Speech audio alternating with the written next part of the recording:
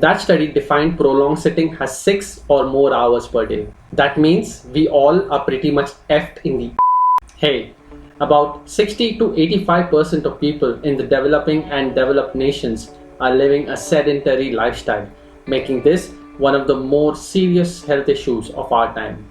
And there are so many things that lead us to living this way, but most of them have one thing in common: sitting down. And why is it so bad? Let's find out.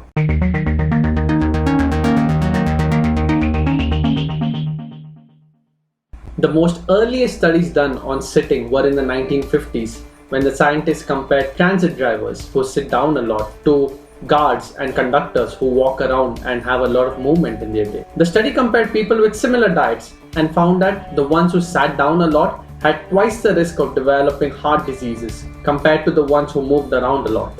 We humans are built to stand upright. Our heart and cardiovascular systems functions more effectively that way. Our bowels also function more efficiently when we are upright. So it's very common for people who are bedridden in hospitals to have problems with bowel function. Or me when I've had too much of meat the previous night. One Australian study found that 90% of the non-work time was spent sitting down, and more than half of that time was spent watching TV or on the computer. And if you want to dig deeper into what TV does to your brain, check this video out.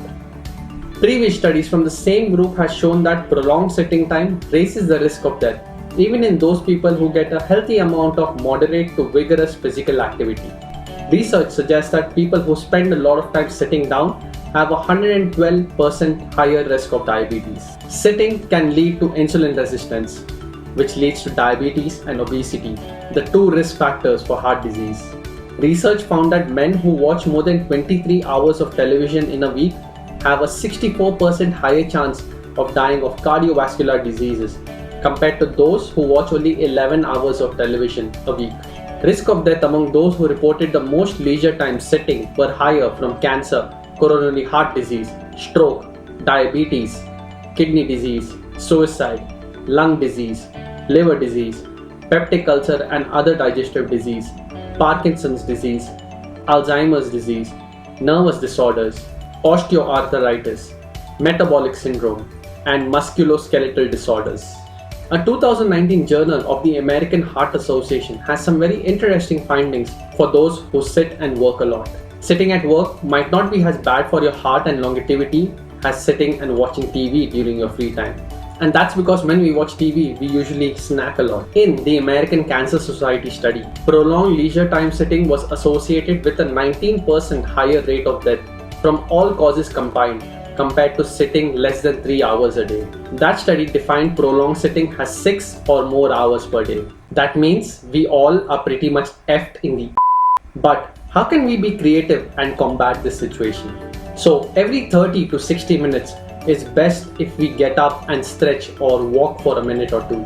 Taking frequent breaks like that will help the blood circulate to our legs. Try using an app on your phone, your desktop, or if you have a smartwatch to remind you to take those movement breaks. Get regular aerobic exercise, at least an hour per day.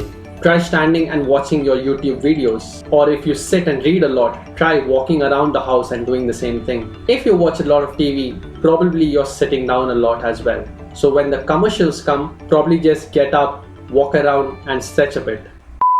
That's a lot of sitting time. Need to get up.